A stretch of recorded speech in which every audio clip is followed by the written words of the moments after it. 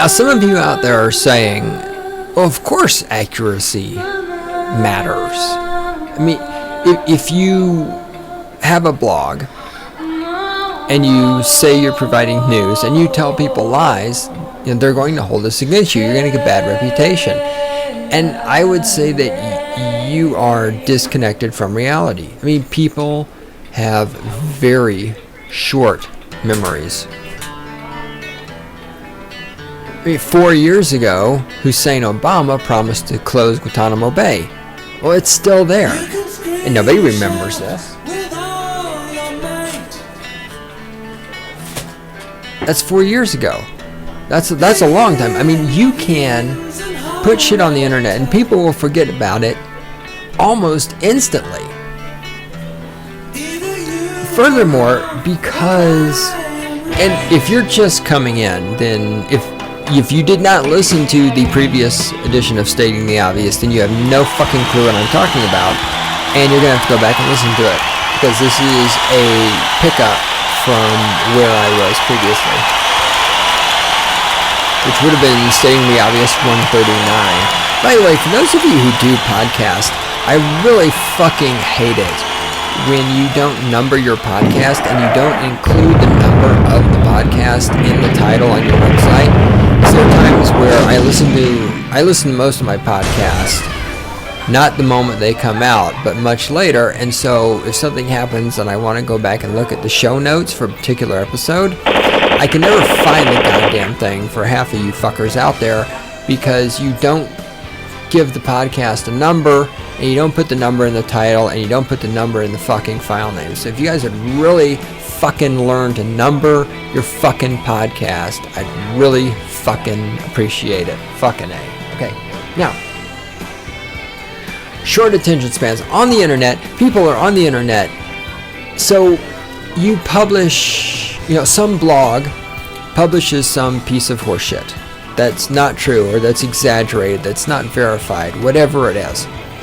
So people start sharing this, because we're going to share. Because sharing, this is another aspect of how all of this works, right? The internet is all about being first. It's about getting clicks, and it's about sharing. So something pops up in your Twitter stream, and it's this link, and it says, I don't know, let's just pull something out of the air. Yeah. By the way, I am the Great One himself. This is Cynical Libertarian Society. This is Stating the Obvious podcast. Randy is in the control room. I'm here in front of the microphone. You can email us at god@cynlibsoc.com. You can visit the website at cynlibsoc.com. Okay. You see a link and it says, George Clooney butt fucks a hamster. Okay. So there. So you click on it and it takes you to some blog you've never heard of before. And then there's this article and it says, there's a rumor that George Clooney has butt fucked a hamster. When asked to comment on this, George Clooney said, "No comment. We suspect that it may be true." Okay. So there. Now it's in your brain that George Clooney has butt fucked a hamster. Never mind that it's not true. It's in your brain. You're never going to go back to this website again. You probably don't even know what website you saw this on. This is just a brief moment. It goes through your life. It's gone. So, and there's some links in there. In this article about George Clooney butt fucking the hamster, there's 2 hyperlinks. And it says, George Clooney attempted to butt fuck. No, he didn't attempt. He did. George Clooney butt fucked. And then butt fucked is like turned into a hyperlink. A hamster. And hamster is turned into a hyperlink. And so you see these hyperlinks saying, oh look, it's verified. There's hyperlinks. It must be true.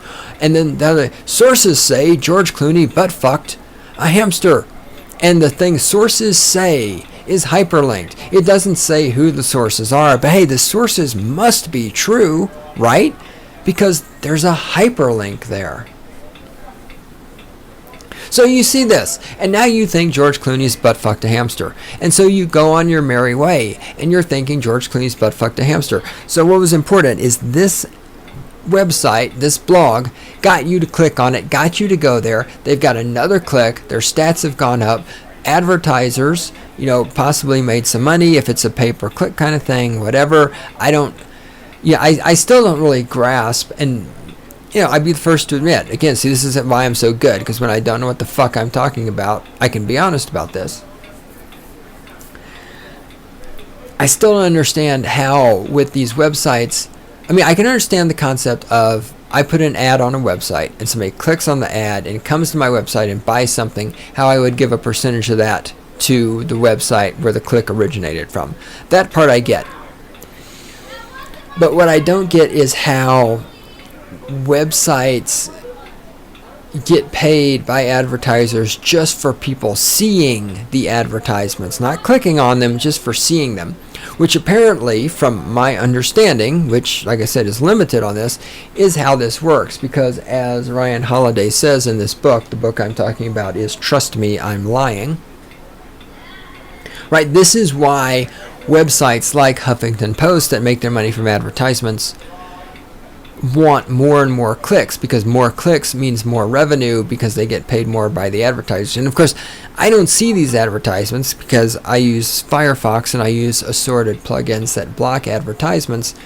And so when I see the internet on a browser that doesn't have the plugins that block the advertisements, I'm always amazed at how you people can fucking look at anything that has so many advertisements on it where you can't even find the content. Okay, so nobody cares about being accurate. People care about getting you to click on their website.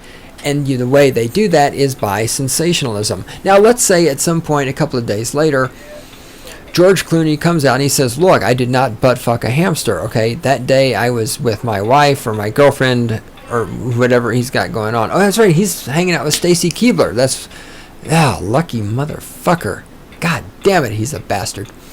So George Clooney didn't need to butt fuck a hamster because he's hanging out with Stacy Keibler, who is, for the record, just pointing this out, the hottest woman ever. Like ever. Oh my God, Stacy Keibler. I would eat her shit. And you can fucking take that quote and put it on the internet. Stacy, if you're out there, I will eat your shit. Anything you want, baby. Just, anyway. Alright, enough about my weird sex fantasies. Not that I fantasize about eating shit, but it's just Stacy Keibler is so fucking hot that it would be worth it to eat her shit. Randy, why is my microphone... What the fuck? Hold on. The microphone is really hot. I just noticed that. I know. I'm supposed to be... Yes, I know I'm supposed to be paying attention. Well, it's tough shit. The audio quality for the first part of this podcast is going to suck balls, isn't it? There it is. All right. You're the engineer. You're supposed to be paying attention to this. She delegated to me. Well, that was a bad idea, wasn't it? I can't even fucking stay on topic. You're going to delegate something to me. All right, nice move. What was I talking about? Oh yeah, eating Stacy Keibler shit. Alright, so George Clooney did not butt fuck a hamster. Okay, so the website that reported this issues a correction. Because this is the big thing about the fucking internet culture and like all the dickheads I know who are all blogger and shit and all this other stuff. Well, but the internet, it has to be fast and you got to get there. But the internet is fluid. You can always put out a correction if you say something wrong. And that's why in their minds it's always better to say something first, because, well, you can always come back and correct it later. Well, yes and no. You can put a correction on your page. So on this article where you said George Clooney butt fucked a hamster. Okay, and they always put the corrections down at the bottom. Or they'll put at the top, this thing has been updated, but then the correction is always at the bottom. So you put the correction on there. First of all, most of the people who read the original post in which George Clooney supposedly fucked this hamster are not going to be coming back each day to check the post for updates and corrections. They're never going to see the correction. Furthermore, as Ryan points out in this book, and I thought this was like brilliant, it actually behooves you, if you're a blogger, and you want clicks and you get paid by advertisers for getting clicks, it behooves you to put out wrong information, because when you issue a correction, the correction also, if you put the correction out on a different page, or even you put it out on the same page, the correction, if people are coming back to see the correction, that just means more hits on your website. I mean, it's fucking brilliant. Put out false information so that you get hits. Sensationalized, false information to bring people to your website to read the sensationalized information, and then put out a correction to the sensationalized information. And get more hits. It's brilliant. And it's also why information on the internet, the truth value, the value, that's the word I want to use. The truth value of information on the internet always has to be suspect, depending, again, let me make this disclaimer like I did in the previous. In the context of this podcast, when I say website, what I'm mostly referring to is blog type websites, news, gossip, informational blog type websites of that nature, like Huffington Post, like Gawker.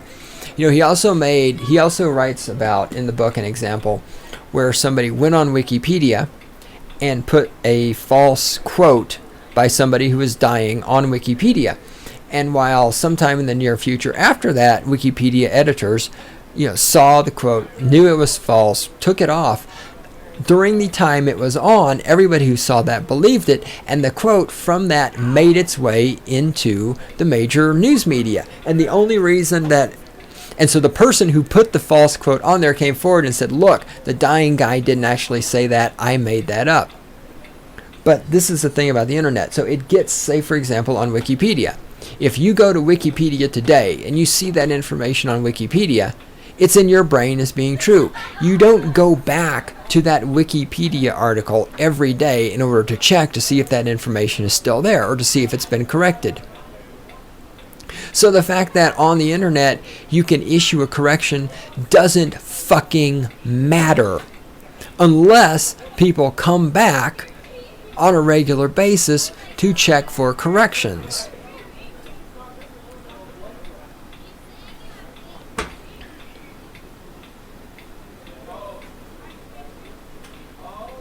Okay, I'm looking at my notes, trying to decide where I want to be here.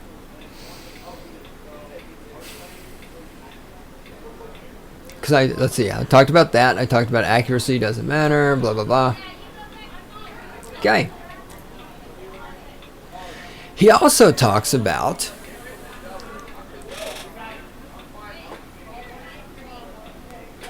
and I thought this was really interesting. I thought the whole book was interesting. That's why I'm talking about it. He talks about the use of snark as a replacement for reasoning. Because a lot of bloggers out there, and the one I'm going to be discussing in the near future here, once I get around to my actual example of copyright infringement and snarkiness and, blogging sensationalism in order to get hits and everything. A lot of people use snarkiness as an attempt to very quickly, humiliate and defame and discredit the person they're talking about and make it harder for anybody to respond to them. And they use it as a replacement for any kind of reasoning. As I have said here on Stating the Obvious many times in the past,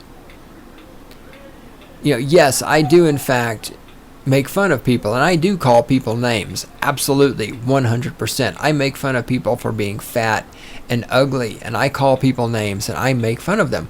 But I don't use this as a substitute for coming up with rational reasons why they're pieces of shit, right? Like Hussein Obama, the Messiah. I make fun of Obama. I call him names. I call him a filthy, cocksucking piece of shit. But then I don't just stop there. I back this up with actual information.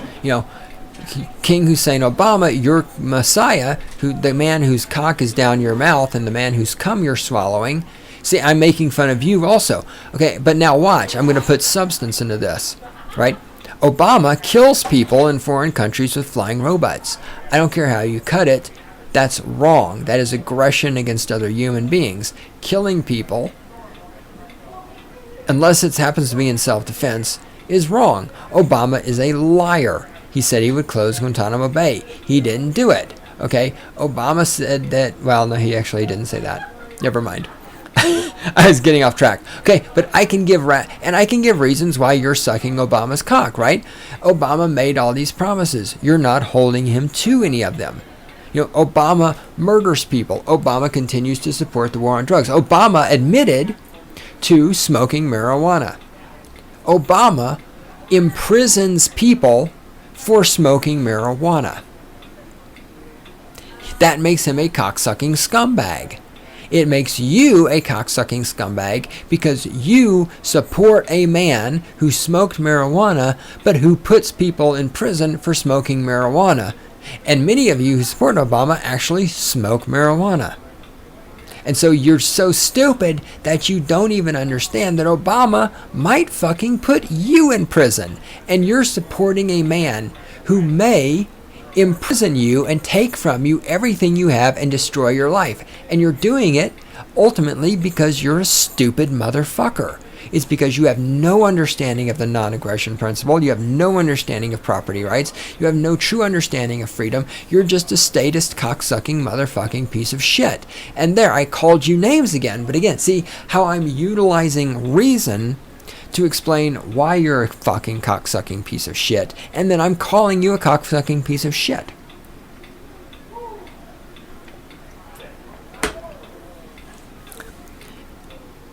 Ryan Holiday's point in his chapter about snark is that there's a lot of snark on the internet which is used preemptively and not backed up by any kind of evidence. And this is done to, of course, discourage conversation and, of course, to generate controversy, to get what? To get attention, to get clicks to the website. Because, again, the internet is driven by people clicking on things. Share it, and so other people click on it. Share it, so other people click on it. That's what drives the advertising economy behind the internet. Everybody who has a website wants more hits. Everybody does it.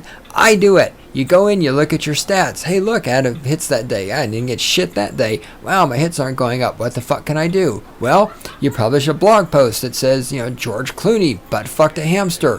Whatever.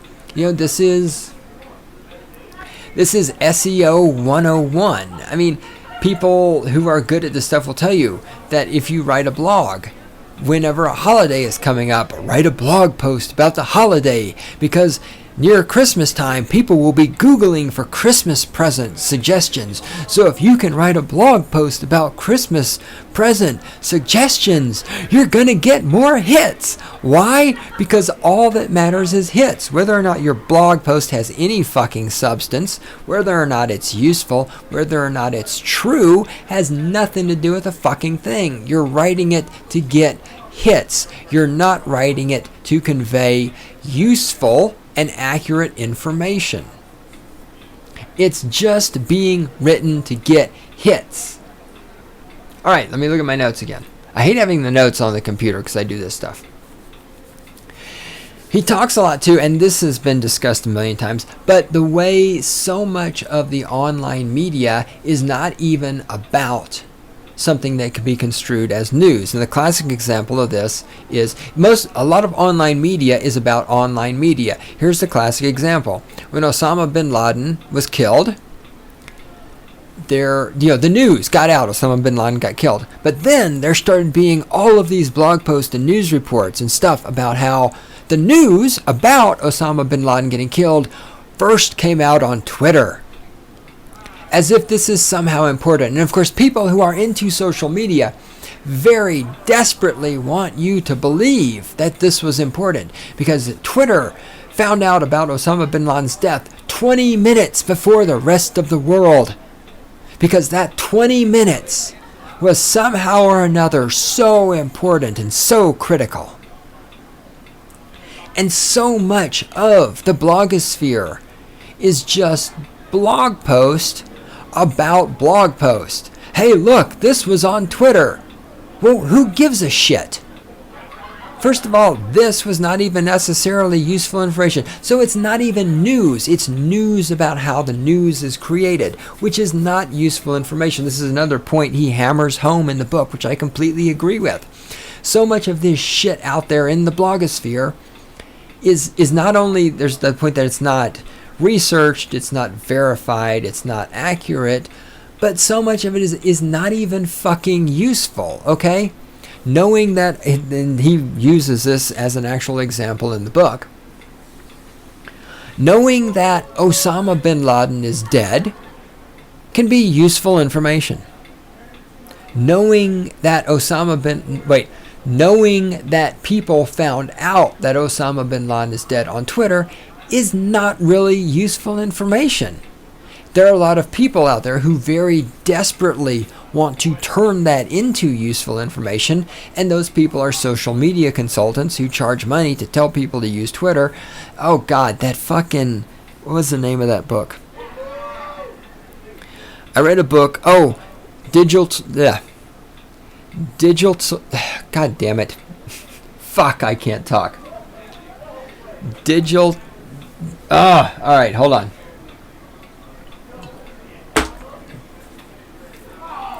God damn it, I can't think of that. Something about digital royalty. It's written by somebody named Amy Jo something. Anyhow, here's a summary of this book. It's this upper middle class white girl who went to college, and then she got a job working for a multi-billion-dollar corporation sports team. And she told other rich famous people like The Rock and Shaq to use Twitter. And they used Twitter, and people followed them on Twitter. Shocking. I know. I can't believe it. People would follow The Rock on Twitter. Holy shit. And now she calls herself digital royalty. And she's running around talking about how awesome she is. And she's writing a book about how great she is. I mean, no, you did nothing. Most social media consultants do nothing. One of the funniest fucking things I've ever seen is an Onion spoof of a TED Talk where it's this guy talking about social media. And he says something to the effect of, this company came to us and they wanted to do social media. And so we made a Facebook page for them. We didn't invent Facebook. Facebook was already there. All we did was make a Facebook page. And they paid us money. And we didn't even do anything. And I'm like, yes, that's social media. And that is social media consulting. So there are people out there who really desperately want you to believe that the fact that Osama bin Laden's death was reported on Twitter first is really important, and it's earth-shattering, and it's so important. And these people are social media consultants. These are people who don't create anything. Twitter is already there. Facebook is already there. These are people who are getting paid to tell you to use things that already exist. So yes, of course, they want you to believe this. But anybody with a fucking brain should know that the fact that Osama bin Laden's death was reported on Twitter 20 minutes before it came out on the news is not a big fucking deal. Now, because I'm running out of time. By the way, you should read this book. Let's get to this last part. He talks about what he calls the yellow press versus the subscription model. I don't know where the term yellow press comes from exactly. But apparently it comes from back in the days of newspapers. So here's the story, and he presents all of this a lot better than I'm going to blast through it right now. Back in the day, newspapers were sold. They printed up a newspaper. The newspaper boy went out, stood on a corner, and screamed, extra, extra, war has been declared. When in fact what the headline actually is war might be declared maybe sometime next week, whatever. But the point is you use sensationalism to sell newspapers because you're selling the newspapers one at a time. This was before newspaper subscriptions. So you're standing out there on the corner, you got your bundle of newspapers that you paid for, and now you need to resell those newspapers to make your profit. So the way you do that is with sensationalism. You scream, war has been declared, buy your newspaper here, read all about it. And this led to low points in print journalism. So then the subscription method came along, and he actually mentions which newspaper actually pioneered the subscription stuff, and I don't remember, but it's in the book, that's why you read the book. But yeah, the point is, you come along and you say, no, instead of selling our newspaper one copy at a time, based on sensationalism, we are going to sell our we're going to sell people a subscription. They're not subscribers until the subscription model comes along. You can't have subscribers before a subscription. We are going to operate on the principle of a subscription basis. We are going to sell people not just the newspaper, but we're going to sell them the newspaper every single day. And in doing this, what we're selling them isn't, it is the physical newspaper. Yes, we are selling them the physical newspaper. But what we're selling them in the subscription model is the ongoing relationship. And people on the fucking blogosphere can't shut the fuck up about relationships and transparency, both of which I want to tell them to fuck off and die whenever they talk about it. And maybe that's another topic. In the subscription model, we're selling our subscribers the newspaper, yes, but we're selling them our reputation. They're seeing this same newspaper from these same people day after day after day. That when we make mistakes, they're going to see the mistakes. We are building a relationship with them.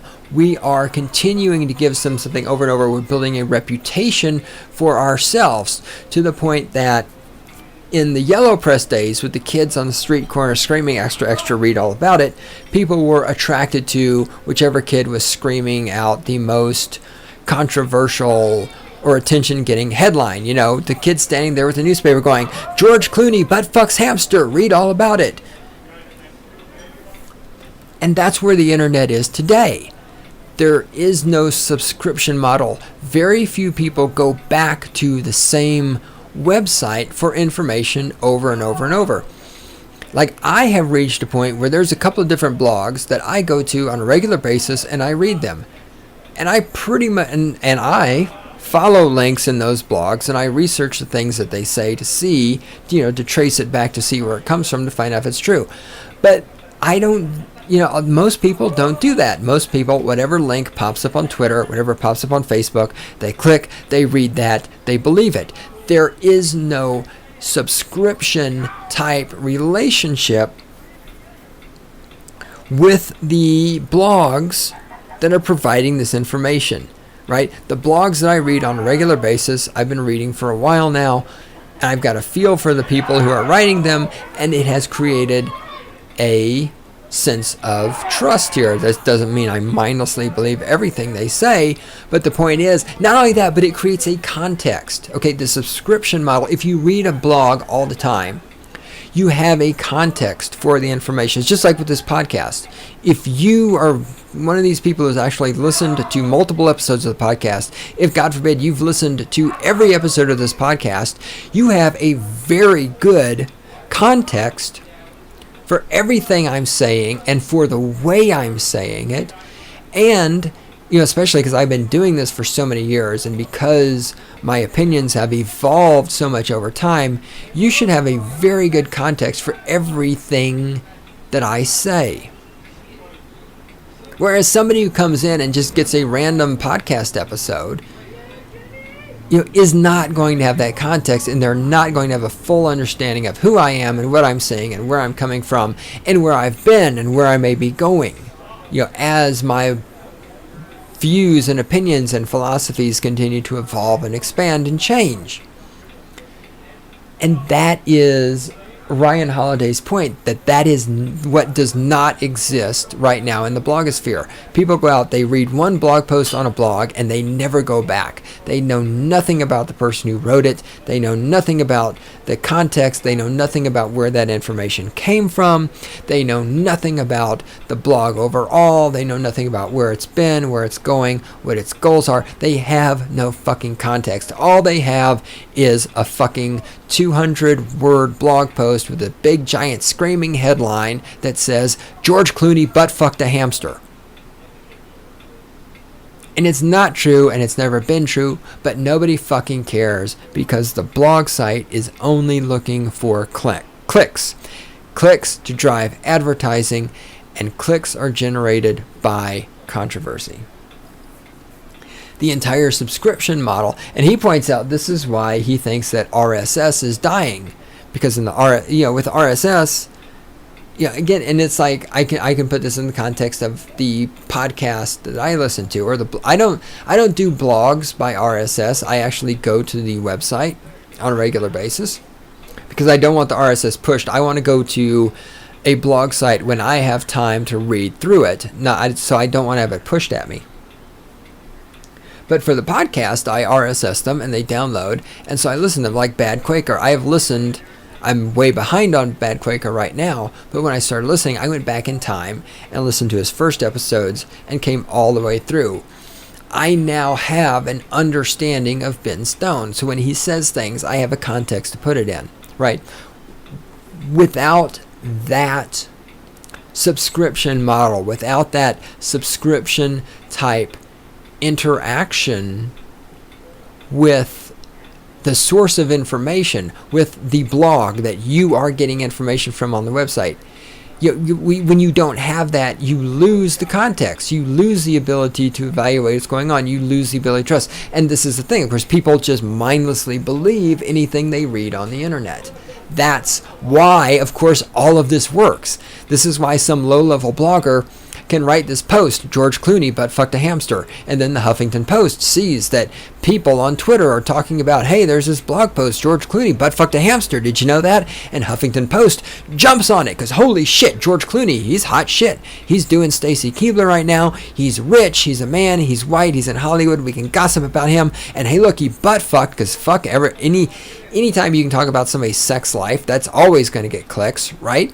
And then a hamster, they're cute, they're cuddly, PETA can get in on that. George Clooney butt fucks hamster. That's a highly SEO friendly title for your fucking blog post. Huffington Post is all over that shit.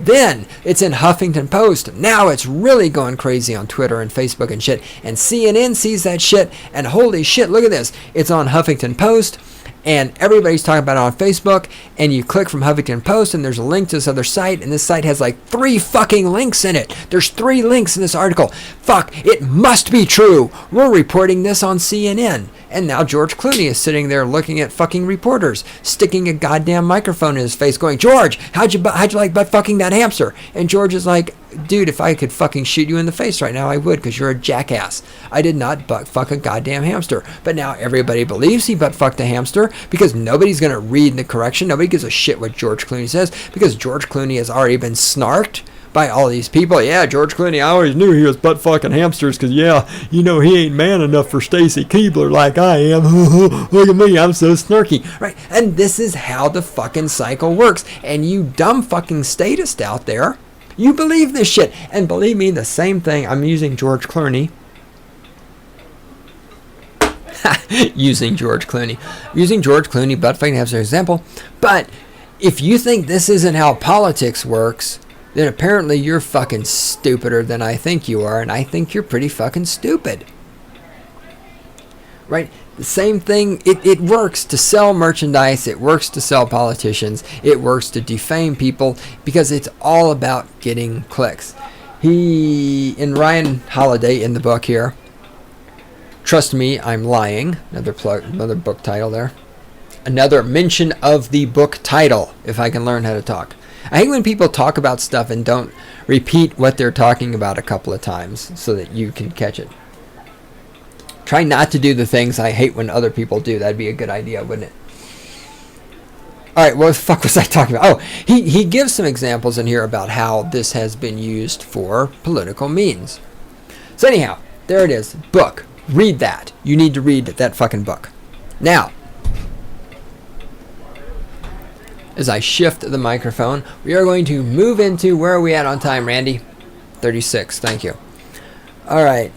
36, 40. I have, all right, done a lot of time. Let me see if I can get this done, because I do not want to do a third episode. Well, I'll do more episodes about this. All right. See, this is not me focusing. All right.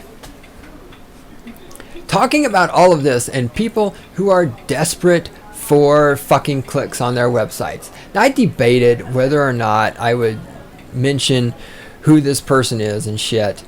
And I finally just decided I'm not sure I give a fuck. So, because this is the thing. It's like,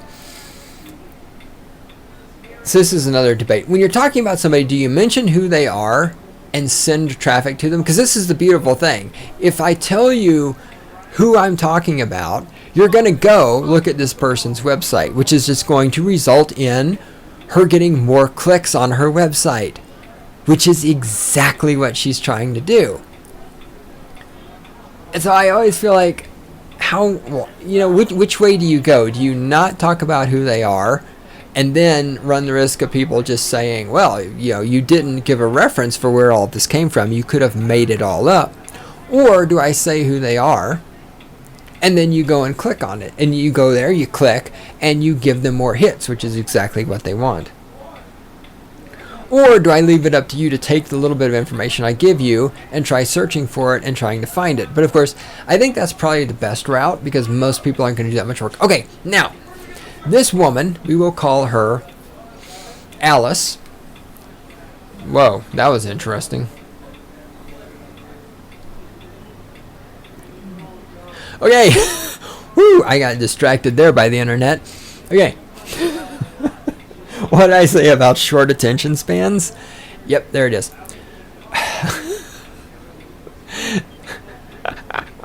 All right. I know, Randy's giving me shit. It's okay, I can handle it. I'm a man, kind of. This woman, we're going to call her Alice. She wrote this blog post. And so, first of all, Alice's shtick is that she's a bitch with an attitude and she says the word fuck a lot. Now, this whole thing is about how other people are stealing her ideas. So let's see. Who is a bitch with an attitude that uses the word fuck a lot? Whose shtick is that? Randy, do you know anybody that's like really mouthy and bitchy and has an attitude and uses the word fuck a whole lot? Do you fucking know anybody like that? I cannot for the fucking life of me think of any fucking asshole who falls into that. Oh wait, it's me. Yes. Hey Alice, the whole shtick you have on your fucking website, she uses the word fuck on her website prominently.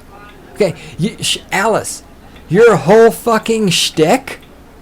Thanks for coming. I came up with that. I started this fucking podcast long before you were fucking on the scene, honey. So while you're running around whining about people stealing from you, taking your copyrighted intellectual property, you're stealing my shtick, bitch. Okay, now, she even has a fucking poster. She has a fucking poster and the poster just says, why I swear so much, because fuck you. Okay, gee, whose shtick does that fucking sound like? But it's okay. It's okay, honey. Alright, now, she's got this blog post, which is designed specifically to get clicks, because apparently her website traffic was dropping off, about how somebody else has stole her idea, because she has a buy me coffee plan. Hold on. We're going to do this right now, live, right here on the podcast. Buy me. She thinks that the concept of buying her coffee is like hers, that she fucking owns this shit. I'm Googling buy me coffee. Why does Google suck so much? about 256 million results for Buy Me Coffee. But no. Alice thinks she fucking owns this shit. So now here's the text. That's not the text. That's not it either. So here we go. So she writes this whole blog post about how this other person, whom we're going to call Betty, stole her writing off of her website. And so here is the comparison. First, I'm going to read, and this is just all this, those of you who are smart will be able to find this and read the fucking whining. And then she wrote another follow-up post. See, this is what I'm talking about. Corrections. If you write a follow-up post about what you posted about, that's more clicks. This is a blogger tactic. You don't write one long post. You write 2, 3, 4 short posts because you get people coming back, because every time they come back, that's another hit on your website that increases your stats. Your stats are what you sell to advertisers. Your stats are what make people think. Your stats are what make you think people love you. Again, it's not about providing useful information. Okay, I also need to point out that in these things where she's whining, she provides links to copyright.gov's fair use guidelines.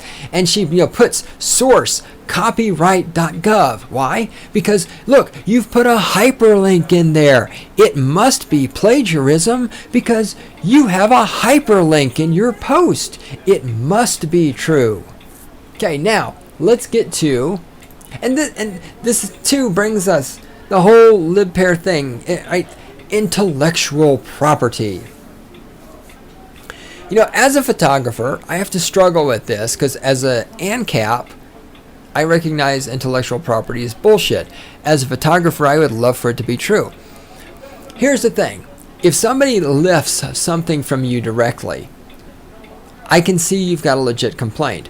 But if I take a picture of the Eiffel Tower and somebody else takes that picture of the Eiffel Tower and puts it on their website without asking me, I can see this as intellectual property theft.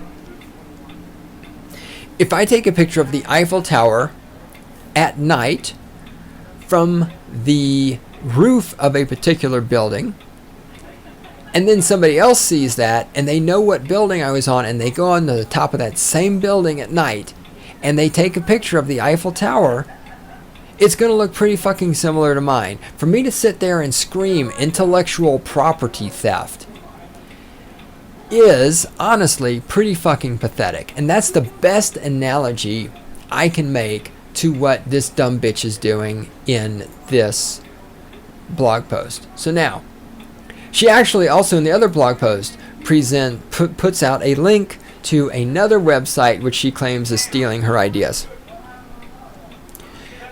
In that one, I'm actually more inclined to believe it because the other person that she links to actually rips off more of her language, in my opinion, than the first one. So let's take a look at this, and you tell me if you think we have theft here. If Betty is stealing from Alice. Okay, here we go. This is what Alice wrote. I have over 18 years worth of thoughts, intuitions, and experiences in the marketing and branding realm rolling around in my head. Marketing and brand. All right, I have to refrain from commentary, but I have to say marketing and branding in my mind is right up there with social media consultants. It's people who are selling you bullshit.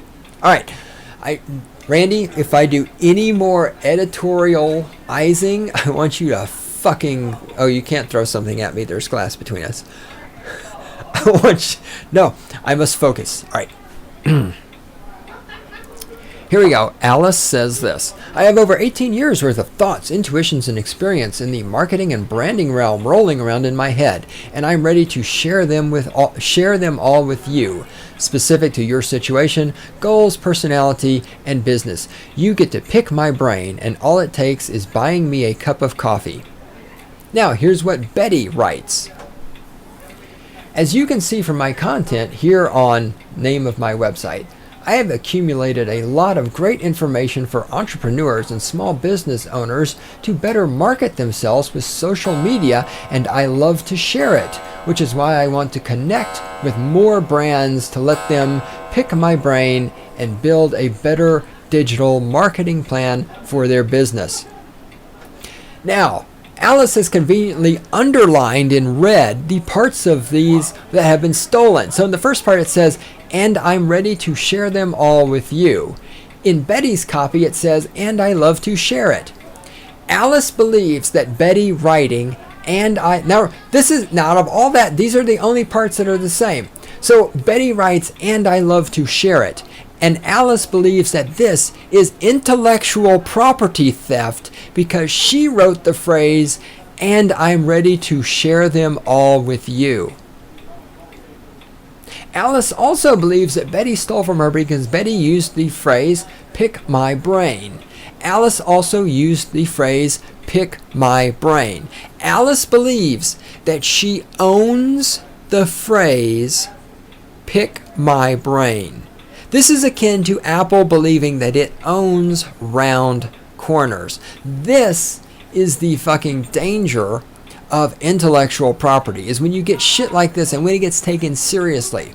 When this stupid bitch actually believes that she owns the phrase pick my brain. When she believes that if somebody writes and I love to share it, that person has stolen from her because she wrote and I'm ready to share them all with you. But wait, we've only begun. There's more. Oh, there's so much more. Okay, here's the next phrase that she thinks is stolen. Alice's phrase, and granted, it'll probably be the most expensive cup of coffee you've ever bought, but it'll be worth it. For the right people, that is. That's what Alice wrote. This is what Betty wrote. Keep in mind, the only coffee more expensive than this would be if you flew to Colombia to brew it yourself, but I promise you it will be worth it if you're serious about your business. Alice believes that that's stealing from her. The next one that's marked is, Alice writes, who should think about buying me coffee? Betty writes, are we a good fit for caffeinating? Alice believes that Betty infringed on her copyright and stole her intellectual property for that. Now, next one. Alice wrote, here's what you need to know about my Buy Me Coffee sessions. Betty wrote, here's what you need to know about these sessions. Alice thinks that here's what you need and the word sessions belong to her. Now look. And let's go back to my example. I can see how Betty could have very well seen this information on Alice's page and said, hey, that's a great idea. I'm going to adapt that to my use. And I can see how there's some similar flow and stuff like that. But this goes back to my example. I take a picture of the Eiffel Tower from the roof of a particular building at night. Somebody else takes a picture of the Eiffel Tower from the roof of that building at night. They're going to look fucking similar because they came from a similar place. The idea that Alice fucking owns all of these ideas and that nobody else can take the idea, that nobody else can say, here's what you need to know. That Alice fucking owns the idea, that owns the concept of, here's what you need to know. I mean, this is absolutely fucking just asinine and pathetic and just desperately begging for attention. Okay. Alice writes, you will need to do some work beforehand. Betty writes, there will be homework. I want to give you the best possible advice during our scheduling time together so that once you have confirmed a time and made payment for your appointment with the scheduler below, I will send you a follow-up email and what I will need to learn from you more so I can help you out. Let's make the best of our time together. Alice thinks that all of that is a copyright infringement of her writing, you will need to do some work beforehand, because Alice owns the concept of doing work beforehand. That's her copyright. That's her intellectual property. She came up with that. And wait a minute, here's a question. All you fucking statists out there think that everybody owes everything because, well, you would have never come up with that if it weren't for the roads. That's why it's fair to pay taxes. Well, wait. Okay, if it takes a village and we all need the roads and all this other shit, how can you sit here and say that you fucking have copyright and intellectual property ownership over the concept of doing work beforehand? You're a fucking stupid, sick fucking bitch. Here's the next ones. Sessions last roughly 1 hour. Maybe a little more or a little less, but at the end you'll get blah blah. You'll get blah, blah, blah. Now, here's what Betty wrote. Sessions will last between 60 to 90 minutes. This is all the time I can offer in my schedule for one call. Doing your homework, blah, blah, blah. So, Alice thinks that she owns the concept of having a session that lasts roughly 1 hour. She thinks that's her intellectual property. Okay? And then, scheduling. Alice writes, scheduling. For Buy Me Coffee sessions is restricted to Tuesdays and Thursdays and Fridays, and she gives the times, blah, blah, blah. And then Betty writes scheduling. Time slots will be contingent on availability of my schedule, Tuesday through Thursday. She gives the time slots, blah, blah, blah. Alice thinks that she owns the concept of scheduling. Maybe she thinks that Tuesday and Thursday are her intellectual property. I don't know. But it's fucked up. And then Alice over here says, I use BookFresh to book my appointments. And over here, look, Betty also uses BookFresh to book her appointments. This is just like when the example I gave earlier. We made a page on Facebook. We didn't invent Facebook, but we made a page on it and charged money. Alice uses some tool. I don't even know what BookFresh fucking is, and I don't care. Alice uses BookFresh to book her appointments. Betty is using BookFresh to book her appointments. Wow, that must be copyright infringement. It must be violation of Alice's intellectual property. And oh, she's going to write a blog post and she's going to generate fake controversy and she's going to do sensational headlines and she's going to say the word fuck. And then she's going to write another blog post about it later in the week. And other people are going to, that's how I even know about this. Because another person wrote a blog post about Alice writing the blog post about this, and that person shared his blog post about her blog post, and his blog post was a desperate attempt to get people to visit his website, so he wrote a blog post about another blogger's desperate attempt to get people to visit her website. Do you fucking see how the stuff that Ryan Holiday lays out in this book here works? Sensationalism. Blog post about blog post. Blog posts that don't convey any goddamn useful information. There's no explanation in here of how copyright law works, or how fair use works, or how this person's shit does this, or how any of this is actually theft of her intellectual property. It's just fucking name calling and bullshit and sensationalism in a desperate fucking bid to get people to come to my website and buy my fucking products.